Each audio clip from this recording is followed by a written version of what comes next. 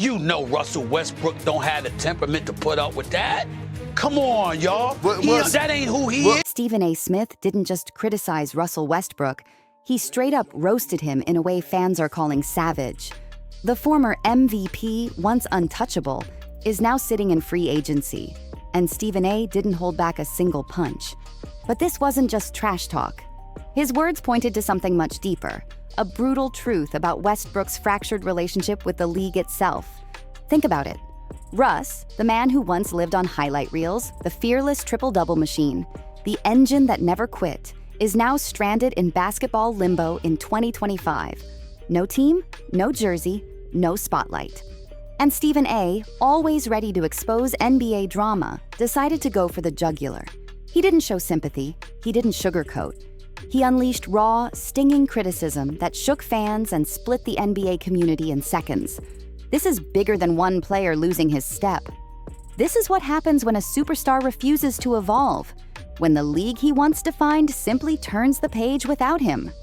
And when one of the loudest voices in sports media puts a bullseye on your back, you better believe the whole world pays attention. Stephen A.'s attack on Westbrook isn't just about Brody. It's about the NBA's ruthless machine and how quick it can erase yesterday's icons. So how did Stephen A. open fire? With one word that cut like a blade: inexcusable. That's not a term you toss around on national TV unless you're trying to bury a legacy. For a former MVP to be branded like that, it wasn't criticism, it was a public shaming. Stephen A. went further, saying Russ flat out deserved suspension after what he called a reckless playoff meltdown. He slapped labels like appalling and inexcusable on his performance. And here's the chilling twist. This wasn't the first time whispers floated that Russ was a liability, that his bulldozer style didn't fit today's NBA. But now, Stephen A. put it on blast for millions to hear. Noah, he's so proud of his last name. He writes it everywhere. He writes it on everything.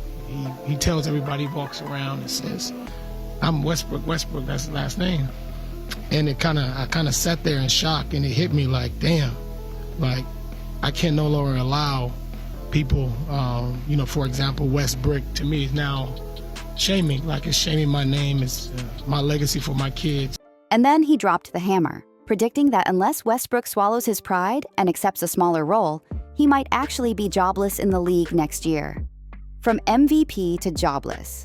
From living on SportsCenter's top 10 every night to being clowned as a free agent, nobody dares to touch. Russell Westbrook's fall is wild. How did we get here? How did the same man who averaged a triple-double across 3 straight seasons, forcing his way into the Hall of Fame convo with sheer fire, end up as the butt of Stephen A.'s takedown? To really get it, you've got to rewind. Russ was never supposed to be just a baller. This was the kid who almost went to Stanford on academics. Basketball was plan B, and when he chose it, he treated it like war. That chip on his shoulder made him legendary, and for years it worked. Teammates, rivals, even legends showered him with respect. James Harden called Westbrook's MVP run the greatest season we've ever seen. Others compared his ferocity to Michael Jordan and his relentlessness to Kobe Bryant. But here's the cruel twist. What once made him feared became the very thing the modern NBA flipped against him. Suddenly, teams stopped respecting his shot.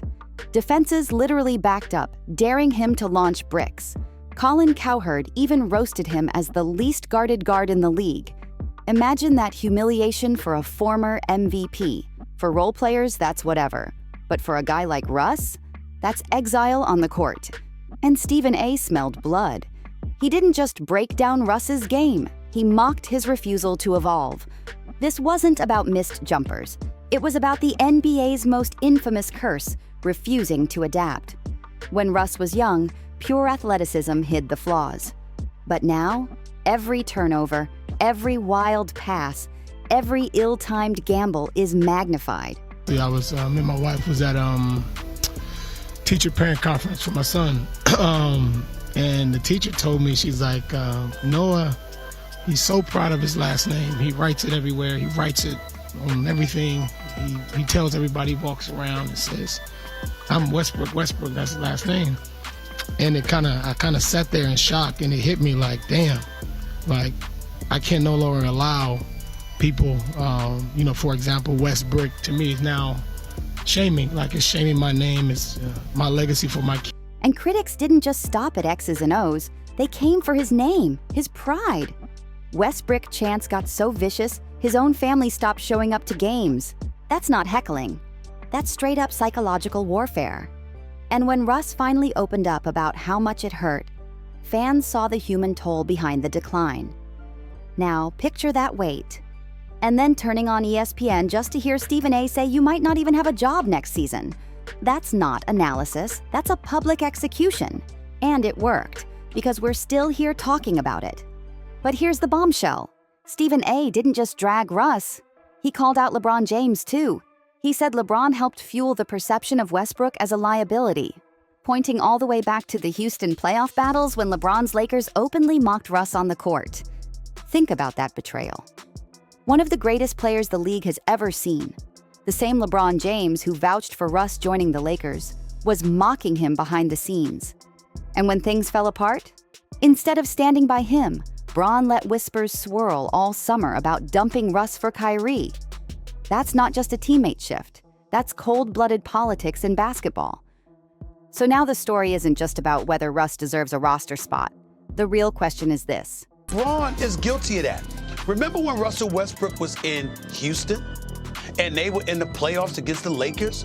And LeBron James and the Lakers was talking about he with us when he had the ball? Did the entire NBA machine set him up just to tear him down? From the stars who smiled in his face, to the analysts who cashed in on ridiculing him, to the fans who once cheered and now chant, Westbrook, everybody played a role. And here's the chilling part. Stephen A, hinting that Russ could be left jobless, might go down as the darkest irony in NBA history. A man who gave everything to the game, clowned on live TV, ridiculed in stadiums, and now standing one step away from total irrelevance. But let's rewind for a second. Westbrook was never supposed to be the joke. When he entered the league, he wasn't hyped like LeBron, wasn't labeled the next Jordan, wasn't handed a franchise at the draft. He was raw, too small for shooting guard, too chaotic for point guard. But he had one weapon no scout could measure: unshakable belief. That self-belief became his brand, and it carried him to a Hall of Fame resume. Parents always told me, you need to get a good education. And I was actually thinking about going to Stanford for academics out of high school. 4 seasons averaging a triple-double. That wasn't just stats. That was rewriting basketball history in real time. Oscar Robertson himself had to watch the impossible become reality. Westbrook turned defiance into performance art. He didn't just play the game, he willed it to bend to him. But here's the cruel twist. The very thing that lifted Russ to greatness, his refusal to bend, his stubborn pride, is the same thing critics like Stephen A now say is burying him. Even Magic Johnson once said it clear as day. You gotta own your stuff. And for all Russ's fire, accountability has never been his strongest skill. Look at the evolution of the game. Today's NBA is about spacing, efficiency, threes raining down like water. Meanwhile, Stephen A hammered home the obvious. Russ has never been a good shooter. And in 2025, that flaw doesn't just hurt, it can erase your career overnight. That's not opinion, that's cold, hard truth. In today's NBA, where analytics rule every decision, Russ's inefficiency wasn't just a flaw, it became a death sentence. Back in the day, he could cover it up by blowing past defenders and powering to the rim. But now, every missed jumper feels like a turnover. Every clank off the iron screams louder than the last. But here's where the cut goes even deeper. It's not just about numbers, it's about humiliation. When defenders literally step back and treat you like you don't exist, that's not strategy. That's basketball exile. Imagine being a future Hall of Famer, a former MVP, and watching the league mock you in real time by refusing to even guard you. That's not just disrespect, that's legacy damage. And Russ felt it in his soul. That's why his frustration spilled out in those emotional pressers, like the one where he spoke about the Westbrook chants. He admitted it wasn't just about him anymore. It was crushing his family, even his kids. Picture that. Your children going to games to cheer their dad, only to hear thousands of strangers mocking his name. That's not just heckling, that's psychological warfare played out in front of the world. And yet, when Stephen A. Smith had the chance to show compassion, he didn't blink. He doubled down. He called Russ's behavior appalling, slammed him for failing his team when it mattered most, and laughed off the idea that Westbrook could ever reinvent himself as a role player. To Stephen A., this wasn't personal. It was a message to the entire basketball world. The game had left Russ behind. If he didn't adapt, he wouldn't just fade away. He'd be erased. But here's the twist. Not everyone agreed. Some legends still stood tall for Russ. Tracy McGrady, Chauncey Billups, guys who know the grind, called him a once-in-a-generation competitor. Former teammates from OKC to Washington vouched that he was one of the best locker room leaders they'd ever had. And some even dared to compare his competitive fire to Michael Jordan's. So why the huge disconnect? Why do players swear by him while analysts roast him alive? It's all about perspective. Teammates see the unseen, the practices, the energy, the relentless work. Analysts? They see turnovers, missed shots, losses. And fans? They see memes, TikToks, and YouTube comps of bricks and wild passes looping nonstop until perception becomes reality. Which brings us right back to Stephen A. Because love him or hate him, his voice creates the narrative. When he says Russ might be finished, he isn't just giving an opinion. He's writing Westbrook's career obituary live on air. And in the NBA, perception doesn't just shape reality, it becomes prophecy. Because Stephen A. didn't just roast Russ. He threw LeBron James under the bus, too. He accused LeBron of being part of the downfall, and that's betrayal at the highest level. Think about it. LeBron, the same superstar who vouched for Russ joining the Lakers, who went online to publicly defend him, now being accused of secretly undermining him all along. That's not just shade, that's a power move. And when the Kyrie Irving trade rumors caught fire the following summer, it only fueled the perception that Russ was disposable, even to the king himself. That's the ugly side of NBA politics. Superstars protect their legacies, even if it means sacrificing someone else's. So let's be real. This isn't just a story about Russell Westbrook sitting in free agency. It's about how the NBA machine really works. Stars protect their image at all costs. The media amplifies every flaw until it swallows you whole, and fans get conditioned to see you as a walking meme instead of a legend. It's about what happens when a man who built his entire career on defiance suddenly has no one left to fight for him. Here's the gut punch. Stephen A.'s chilling prediction came true. Russ is still unsigned. The league moved on, the style of play shifted, and for all the blood, sweat, and passion he poured onto the hardwood, the NBA's message is crystal clear. We're done with you. So when Stephen A. goes on national TV clowning him, it's not just hot takes. It's the sound of a door slamming shut. It's the league telling one of its fiercest warriors, "Thanks for the memories, but you're no longer needed." And that's why this cuts so deep. Because Russell Westbrook isn't just another player left behind. He's a cautionary tale. A warning shot to every star who thinks athleticism lasts forever. Every icon who believes sheer willpower can beat Father Time. Stephen A. didn't just clown Russ. He exposed the brutal truth of the NBA. Loyalty is conditional. Greatness is temporary. And once the game decides you're finished, it doesn't matter if you were an MVP. You can still be mocked, ridiculed, and erased from the spotlight. Respect one day, ridicule the next. That's the hypocrisy baked into the league. And the humiliation of being unsigned isn't only about a missing contract, it's pure symbolism. When a former MVP sits idle in free agency, the league is screaming loud and clear, "You're no longer wanted." And for Russ, a man who for over a decade wasn't just wanted but needed, that's the deepest cut of all. They needed him. He was the spark, the motor, the storm that kept franchises alive. Oklahoma City, Houston, Washington, even the Lakers. Every team gambled on Russ because they believed he could flip the entire season by sheer will. And for stretches, he actually did.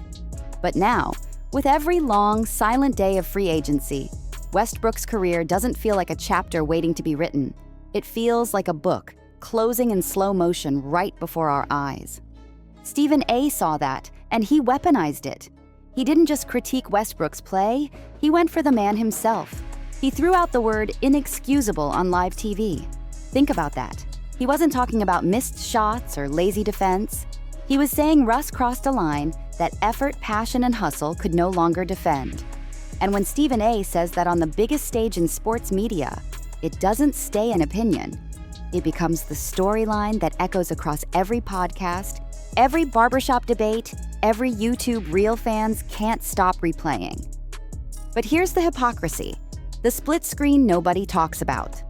While Stephen A. paints Russ as an on-court disaster, some of the game's most respected voices have described the opposite man off the court. Teammates swear Russ was one of the best leaders they ever had. Younger players talk about him as a mentor, a motivator who delivered locker room speeches that sounded more like sermons than pep talks. He wasn't just a player, he was a force, lifting others to step into their own greatness. But ask yourself, what goes viral? Not mentorship, not sacrifice, not late-night practices. No, what ESPN runs with, what social media pushes non-stop, are the bricks, the turnovers, the awkward airballs, clips stitched into endless TikToks that strip away a decade of dominance and reduce him to a meme. And the most heartbreaking part? Russ admitted it didn't just cut him, it crushed his family. His wife Nina went public about the harassment they endured. And Russ himself confessed that the hardest moment wasn't losing games. It was hearing fans twist the name his son wore with pride into a playground insult. Westbrook. That's not sports banter anymore. That's humiliation that spills over into family life. And if you thought Stephen A. would tread lightly there, wrong. He doubled down again, accusing Westbrook of being a man who simply can't evolve, can't change, can't adapt to the game that's left him behind. Russell Westbrook, the walking triple-double, the Iron Man of willpower, has now become a symbol of the NBA's coldest reality. You can give everything to the game, but the game will not hesitate to move on without you. And that right there is why this saga isn't just about basketball. It's about legacy, loyalty, and the brutal machine of the NBA. Make sure to like, comment, and subscribe for more breakdowns, and I'll see you in the next one.